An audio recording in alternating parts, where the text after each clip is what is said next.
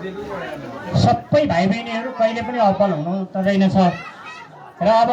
हामीले यो वर्षको सुरुबाट नै विद्यालयमा जहिले पनि जन्मदिन मनाउने भाइ बहिनीहरूले हामीलाई चक्लेट खुवाउने। सर आज मेरो जन्मदिन ल भनेर त्यो एउटा लामो लामो चक्लेट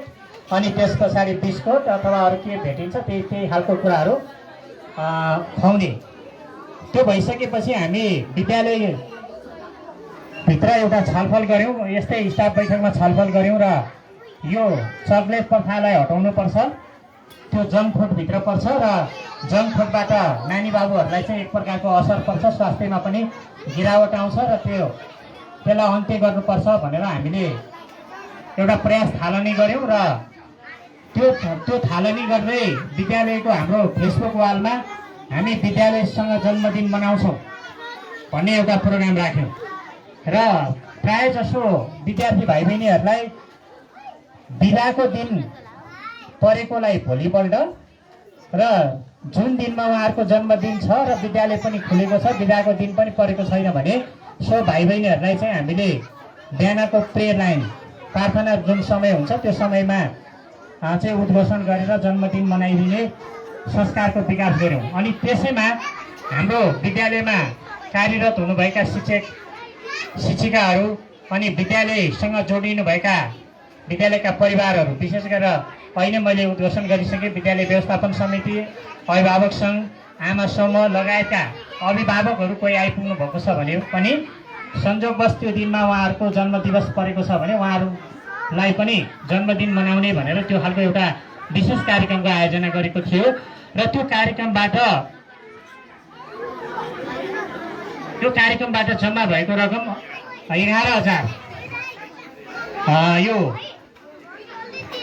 81 सालभित्र जम्मा भएको रकम चाहिँ 11,000 जम्मा भएको रहेछ र त्यो रकमलाई अब के गर्ने, जम्मा भएको रकमलाई राखिरहने हो कि अथवा त्यसबाट चाहिँ राम्रो खालको एउटा कार्यक्रम गर्ने भनेर गरिसकेपछि स्टाफ मिटिङमा धेरै छलफल भयो। अब छलफलबाट अन्तिम निष्कर्षमा हामी के पुग्यौँ भन्दाखेरि यो पैसा कतैपट्टि पनि होइन, उनीहरूबाट प्राप्त भएको रकम र थप रकम केहीबाट जनता माध्यमिक विद्यालयलाई माया गरेर अति उत्कृष्ट खालको अध्ययन गर्ने भाइ बहिनीहरूलाई छनौट गर्ने र त्यो छनौटबाट अन्य भाइ बहिनीहरूलाई पनि एक खालको चाहिँ प्रभाव परोस् भन्ने हिसाबले हामीले एउटा निर्णय गऱ्यौँ र त्यसको नाम चाहिँ जनता एक्सिलेन्स अवार्ड भनेर राख्यौँ र त्यो जनता एक्सिलेन्स अवार्डबाट सम्मानित हुने भाइ बहिनीहरूलाई हामीले अस्ति असार कति गतिको पैसा असार 3 गते हाम्रो विद्यालयको शिक्षक स्टाफ बैठकबाट तीनवटा आधारहरू हामीले तय गर्यौँ। त्यसमध्येमा वार्षिक परीक्षामा प्राप्त गरेको अङ्क अथवा ग्रेड, अनि त्यसपछि हाजिरी अनि त्यस पछाडि अनुशासन, यो तीनवटा कुरा चाहिँ एउटा मूल्याङ्कनको आधार राख्यौँ हामीले र मूल्याङ्कनमा 50 अङ्क वार्षिक परीक्षा अनि 25 अङ्क हाजिरी र 25 अङ्क अनुशासन गरेर जम्मा 100 अङ्कमा उहाँहरूको मूल्याङ्कन गऱ्यौँ र त्यो पनि फेरि तहगत मूल्याङ्कन गऱ्यौँ। एउटै मूल्याङ्कन गर्दाखेरि सामान्यतया माथिल्लो कक्षाका भाइ बहिनीहरू मात्रै पढ्ने अथवा एउटैमा भएका पनि दोहोरिने अवस्था भएको कारणले गर्दा त्यो मूल्याङ्कन गऱ्यौँ र हामीले करिब नर्सरीबाट युकेजीसम्म, कक्षा 1 देखि 3 सम्म, कक्षा 4 र 5, कक्षा 6 र 8, कक्षा 9 र 10 गरेर उत्कृष्ट अङ्क प्राप्त गर्ने अनुशासनमा चाहिँ अगाडि रहेको र अनि त्यस पछाडि हाजिरी जो हामी कक्षागत रूपमा चाहिँ दैनिक हाजिरी उठान गरेको हुन्छ र त्यो हाजिरीको आधारमा विद्यार्थी भाइ बहिनीहरूलाई छनौट गऱ्यौँ र त्यसबाट हामीले नर्सरीबाट युकेजी खै तपाईँहरू नसुन्ने अगाडि बसेर यस्तो हल्ला गर्न पाइन्छ त? तपाईँहरूकै नाममा वाचन गर्नलाई चाहिँ नर्सरी युकेजीको खै त सुने खै?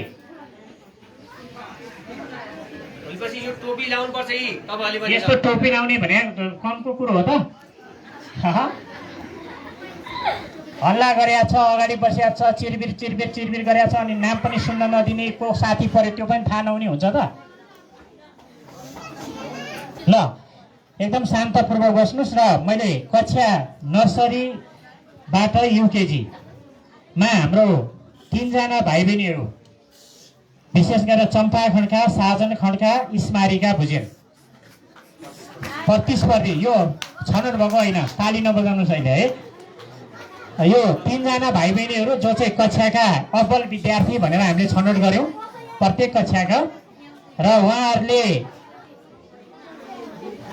प्राप्ताङ्क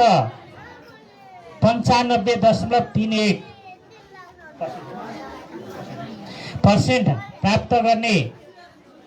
स्मारिका भुजेल, 93.78 प्राप्त गर्ने साजन खड्का,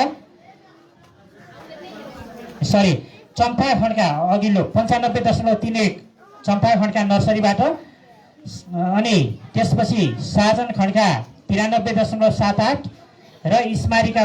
भुजेल युकेजीबाट 97.11 अङ्क प्राप्त गर्नुभयो। अब यो मध्येमा एकजना हामीले छनौट गर्ने हो। को पर्यो होला यहाँले अनुमान गर्नुभयो? ल बहिनी स्मारिका भुजेललाई हार्दिक बधाई र अन्य भाइ बहिनीहरूलाई अब अर्को वर्ष प्रतिस्पर्धा गर्न अनुरोध गरेँ। स्मारिका भुजेल अगाडि आइदिनको निमित्त अनुरोध गर्छु। त्यसै गरी कक्षा 1बाट कक्षा 3सम्म अब मैले सबै अङ्क चाहिँ बताइनँ, लास्ट प्राप्त गरे अङ्क म भन्न गइरहेको छु। सुप्रिया पुरी 96.90%, सुगम पुरी 92.71%, सुजित विष्ट कस्तो सुजित विष्ट 91.38। यसमध्येमा 96.90 प्राप्त गर्ने सुप्रिया पुरीलाई हार्दिक बधाई। उहाँ कक्षा 1-3बाट सर्वोत्कृष्ट विद्यार्थी छनौट हुनुभएको छ। त्यसै गरी कक्षा 4 र 5बाट कृष्ण नेपाली 84.67%, सुदीप खड्का 90 मात्र 90 अङ्क मात्र प्राप्त गर्नुभएको छ है। यसमध्येमा सर्वोत्कृष्ट हुनुभएको छ सुदीप खड्का।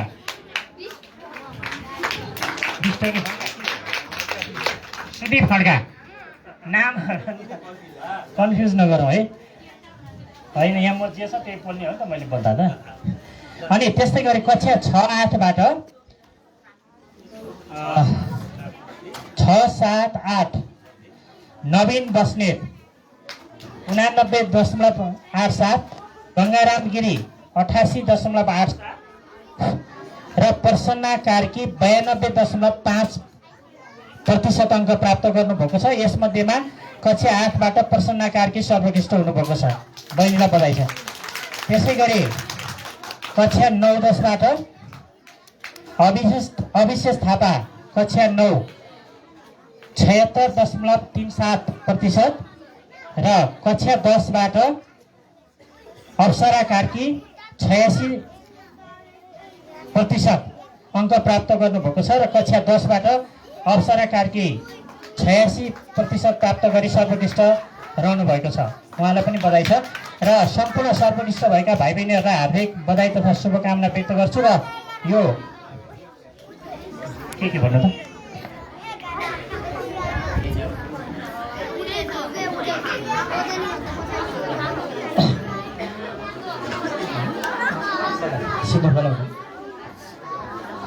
सिधो लगाइदिनको निमित्त म विद्यालय व्यवस्थापन समितिका सदस्य सीताराम खड्का कार्कीज्यूलाई अनुरोध गर्दछु। त्यसै गरी यो के भन्छ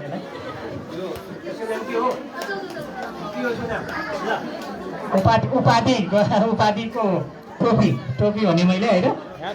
यो उपाधिको टोपी लगाइदिनको निमित्त पूर्व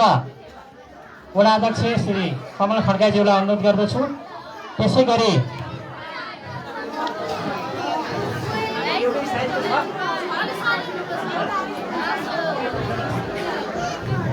त्यसपछि भन्नु भयो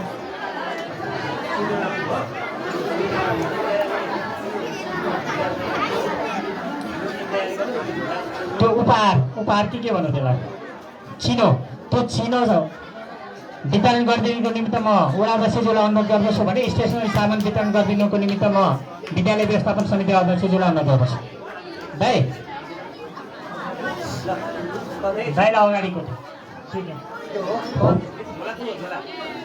स्टेसनरी विद्यालय व्यवस्थापन समिति अध्यक्षज्यू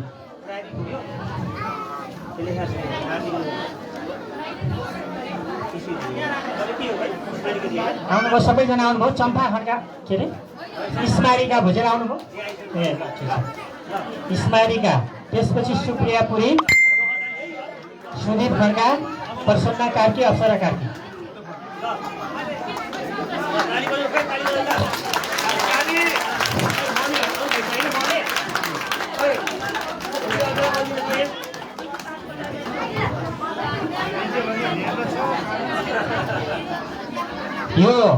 यो अवार्ड प्राप्त गर्ने भाइ बहिनीहरू परीक्षामा पनि सर्वोत्कृष्ट भएको र अनि त्यस पछाडि अनुशासन र अन्य कुराहरूमा पनि उहाँहरूको नम्बर अगाडि रहेको कारणले गर्दाखेरि प्रशिक्षित हुनुभएको छ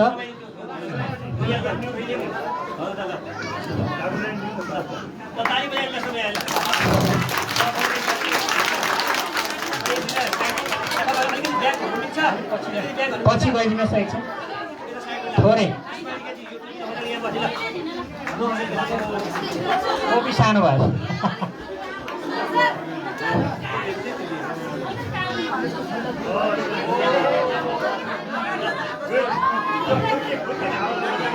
त्यो हेरेर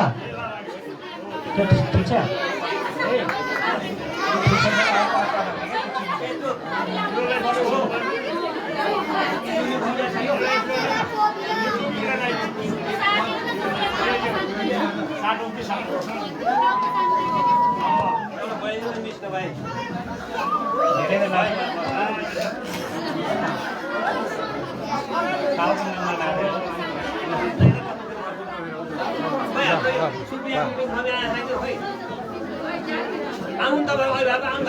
अहिले बाबाहरू त आउने भने खै बाबाले बोल्न नसकिन्छ झोलासोला भएको छ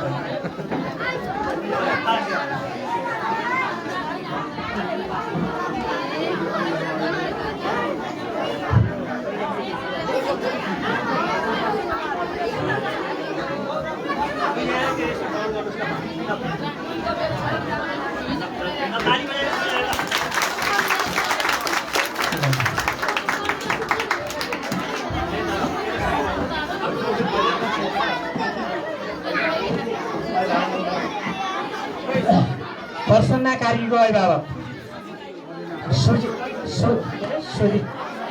सुदीप खड्काको अभिभावक जो आउनुहोस् त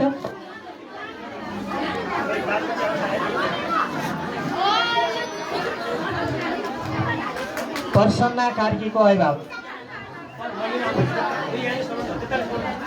एक एकजना गरौँ न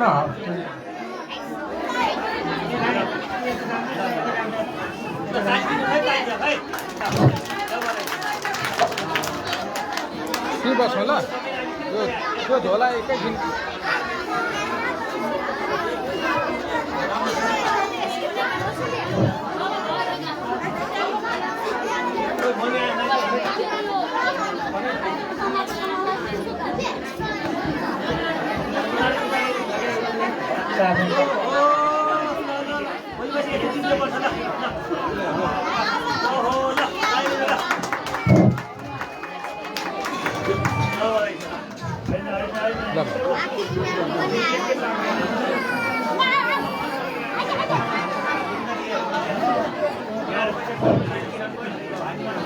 एकैछिन बस्नु ल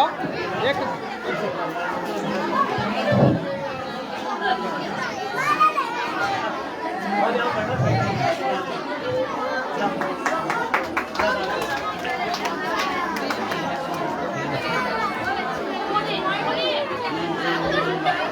सँगै बस्नु न है अलिक ग्याप भयो अलिकति यता जाउँ हो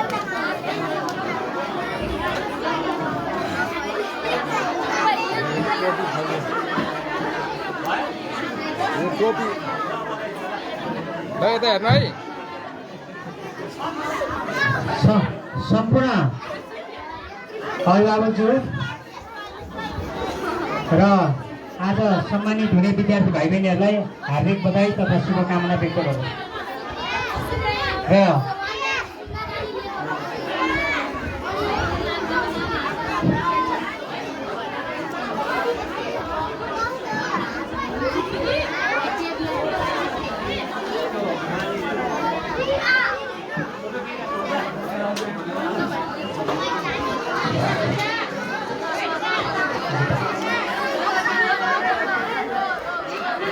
सम्पूर्ण भाइ बहिनीहरू एकछिन शान्त रहिदिनको निमित्त म अनुरोध गर्दछु र हाम्रो विद्यालयको शुभगङ्गा अक्षय कोषबाट प्राप्त भएको छात्रवृत्ति हामी वितरण गर्दैछौँ र त्यो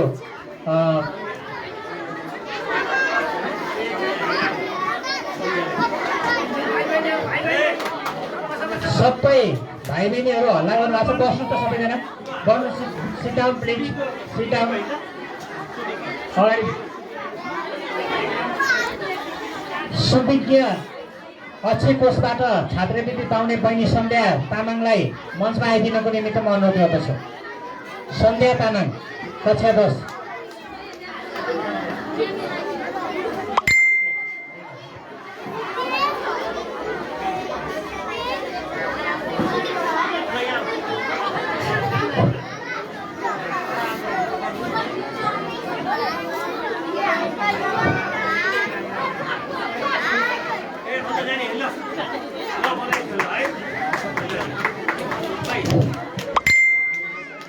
त्यसै गरी हामी यो छात्रवृत्तिको बाँकी छ र यो शुभगङ्गा छात्रवृत्ति अक्षयको वितरण कार्यक्रमलाई एकछिन हामी भेट मार्न गइरहेका छौँ र यसबिचमा हामी असल अभिभावकको तर्फबाट सम्मानित हुनुहुने उत्कृष्ट आमाको रूपमा पण्डित मुक्तिनाथ ढकुकुमारी कुइकेल अक्षय कोषबाट सम्मानित हुने व्यक्तित्व गीता खड्काज्यूलाई आफ्नो अनुभव सुनाइदिनको निमित्त म अनुरोध गर्दछु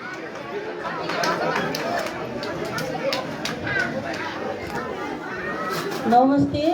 हजुरहरूले सबैलाई मेरो एकमुष्टमा नमस्कार गर्छु सबैलाई सभापति म्याम हाम्रो वडा राज्यज्यू पूर्व अध्यक्षज्यू हजुरहरू सबैलाई एकमुष्टमा नमस्कार छ मेरो म गीता खड्काको तर्फबाट बच्चाहरूको पढाइ लेखाइ कस्तो छ के छ भन्दाखेरि त मलाई त श्रीमानले छोडेको मान्छे हो एकदम दुःख पीडाले भत्तारेर टाइममा मेरो बच्चाहरू के छ मेरो बच्चा मात्रै होइन अरू बच्चाहरू पनि सबै मेरै बच्चा आउनु भनेर म टाइममा स्कुलमा आइरहन्छु र सरहरूलाई भन्दै गर्छु कि सबै बच्चाहरूको पढाइ कस्तो छ मेरो बच्चाको मात्रै होइन सर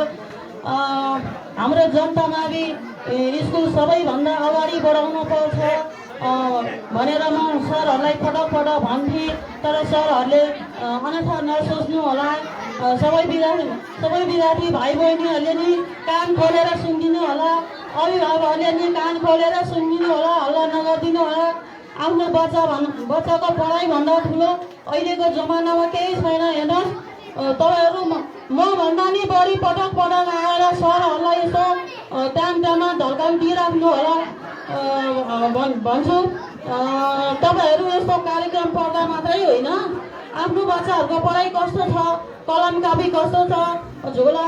यता उनीहरूलाई कोही बेलामा खर्च पनि चाहिने खर्च पनि होला फाल्टु खर्च होइन के कस्तो छ आफ्नो बच्चाहरूलाई एकदम ध्यान राखेर अभिभावकहरूको दायित्व हो त्यो बुबाहरूको भन्दा नि मम्मीहरूको नै धेरै दायित्व हुन्छ बच्चाहरूको पढाइको लागि म त अब कहिले मिलाउँछु पुगिहाल्छु कहिले काठमाडौँ पुगिहाल्छु भए तापनि एउटा गाडी भाडा तिरेर अर्को गाडीमा चढेर आएर पनि बच्चाहरूलाई स्कुलमा चेक गरेर अनि फेरि म घरमा जान्छु म त एक्लो भए तापनि यदि सबै बच्चाहरूको हेरेर जान्छु र सरहरूलाई टाइममा आएर भन्छु भने अभिभावकहरूले सधैँ मैले भन्दा पनि बढी आएर हेरिदिनु र आफ्नो बच्चाहरूलाई सम्झाउने आफ्नो बच्चाहरूलाई धेरै रेखदेख गर्ने सरहरूको टाउमा मात्रै दोषी दिने होइन कि आफूले धेरै आफ्नो बच्चालाई धेरै केयर गरेर मात्रै सरहरूलाई दोष दिँदै गर्नु अभिभावकले पनि दुईवटा कुरा भन्दै मेरो 2 शब्द यही पुर्याउन जान्छु। हस् त, धन्यवाद।